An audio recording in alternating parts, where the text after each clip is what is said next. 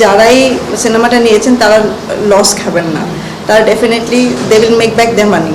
13 লাখের রেন্টালটা আপনারা যেটা শুনেছেন এটা কারেক্ট। এখন পর্যন্ত আমার কাছে যেটা আছে সেটা হচ্ছে আমরা 112টা সিঙ্গেল স্ক্রিন পেয়েছি, আর সব কিছু সিনেপ্লেক্স মাল্টিপ্লেক্স মিলিয়ে 120টার মতো আছে। আরও 2-3টা সিনেমা হলের ছোট ছোট যে সিনেমা হলগুলো যারা খুলতো না, খোলার কথা ছিল না, তারা শুধু বরবাদের জন্য সিনেমা হলটা খুলেছেন।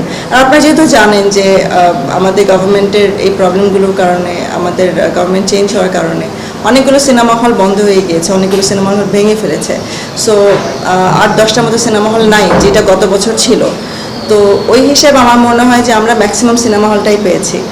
আর এখন পর্যন্ত অনেকেই চেষ্টা করছে সিনেমাটা নেয়ার জন্য। আর হাই রেন্টালের ব্যাপারটা আসলে কি, যে এখন এই সময়তে সবার কাছে হাই রেন্টাল মনে হচ্ছে, কারণ বিগত 9 মাস ধরে সিনেমা হলগুলো বন্ধ ছিল, কোনো সিনেমা ছিল না। তো এই জন্য সিনেমা হল মালিকদের কাছে মনে হচ্ছে যে এটা একটু হাই রেন্টাল। বাট আমি আশাবাদী এবং আমি একদমই কনফিডেন্ট যে যারাই সিনেমাটা নিয়েছেন তারা লস খাবেন না।